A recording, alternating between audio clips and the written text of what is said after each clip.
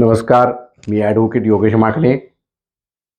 कायद्याची माहिती आणि कायद्याबद्दलची जागरूकता ह्याच्यातला हा पुढचा व्हिडिओ आहे.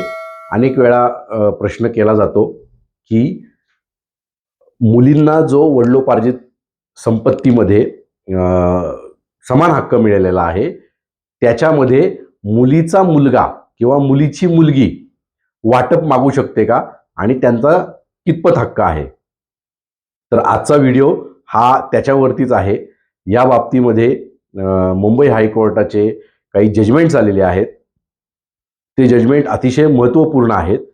तर त्यातलं जे लेटेस्ट आणि ज्याच्यामध्ये कोर्टाने चांगला विश्लेषण केलेलं आहे, त्या जजमेंटचं नाव आहे विश्वंभर वर्सेस सुनंदा.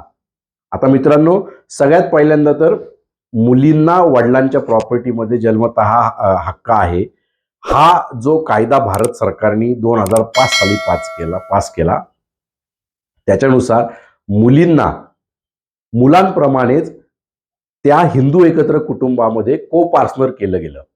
आता को पार्टनर ही कन्सेप्ट कळायला अतिशय क्लिष्ट आहे, त्यामुळं मी ती इथं फार सांगत बसणार नाही.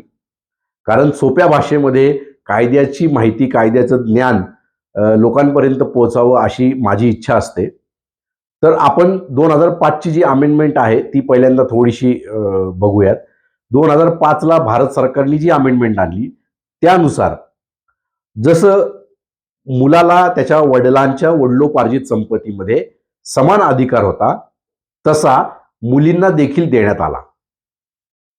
यामुळं 2005 नंतर ज्या मुलींचे वडील मयत झाले, त्या मुलींना त्यांच्या वडिलोपार्जित संपत्तीमध्ये समान अधिकार मिळाला.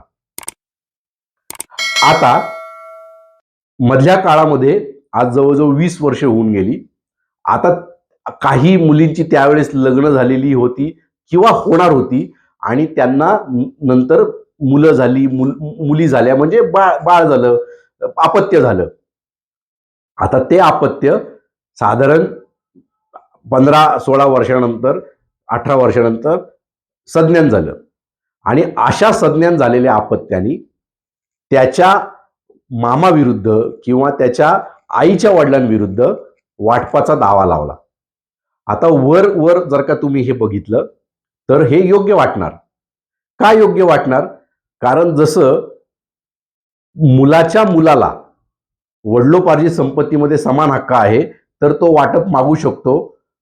तसंच मग मुलीला जर का समान हक्क दिलेला असेल, तर मुलीच्या मुलांनी किंवा मुलीनी जर का मामाकडे किंवा आईच्या वडिलांकडे हक्क मागितला वाटपाचा, की माझा देखील याच्यात समान हक्क आहे, तर अयोग्य काय आहे? पण ह्याच्यामध्ये विश्वंभर वर्सेस सुनंदा या केसमध्ये हायकोर्टाने जे विश्लेषण केलेलं आहे, अतिशय महत्त्वपूर्ण विश्लेषण आहे. हायकोर्ट असं म्हणतं की 2005च्या कायद्यामध्ये, ऐका, 2005च्या कायद्यामध्ये मुलींना जरी जन्मतः वडिलोपार्जित प्रॉपर्टीमध्ये हक्क दिलेला असला, तरी मुलीच्या मुलांना वडिलांच्या वडिलोपार्जित संपत्तीमध्ये जन्मतः हक्क दिलेला नाही. कायदा याबाबत सायलेंट आहे. ठीक आहे. म्हणून मुलीचा मुलगा किंवा मुलीची मुलगी वडिलांच्या वडिलोपार्जित संपत्तीमध्ये हक्क सांगू शकत नाही, असं हायकोर्टचं म्हणणं आहे. कारण जन्मतः हक्क हा फक्त मुलीला देण्यात आलेला आहे, मुलीच्या मुलांना देण्यात आलेला नाहीये.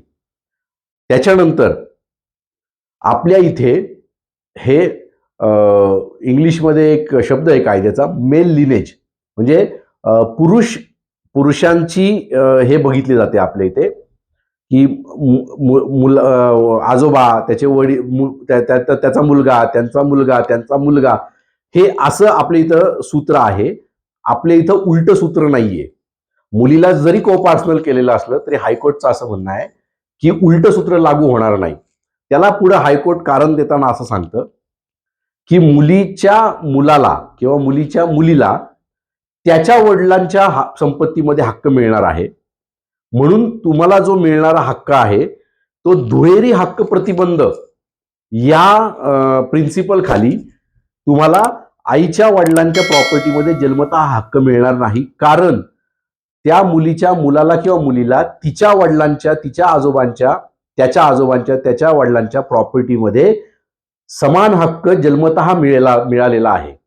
म्हणून दुहेरी हक्क प्रतिबंध असं म्हणजे डबल राईट रिस्ट्रिक्शन ज्याला आपण म्हणू शकतो, अशा धर्तीवरती या प्रिन्सिपलवरती हायकोर्टाने विश्वंभर वर्सेस सुनंदा या केस लॉ मध्ये तो जो मुलीचा मुलगा किंवा मुलगी असेल तिचा हक्क हायकोर्टाने देण्यास वडिलांच्या वडिलोपार्जित प्रॉपर्टीमध्ये नकार दिलेला आहे.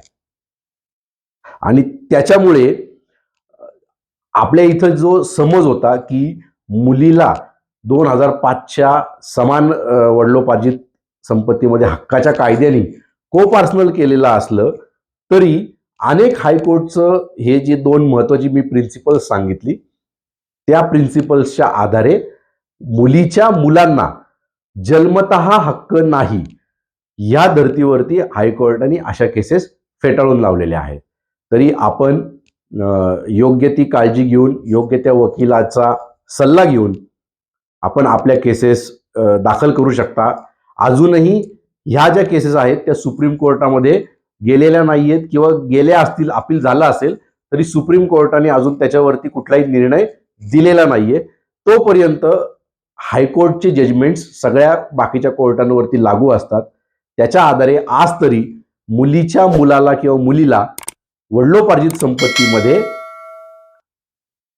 जन्मतः हक्क मिळणार नाही. धन्यवाद.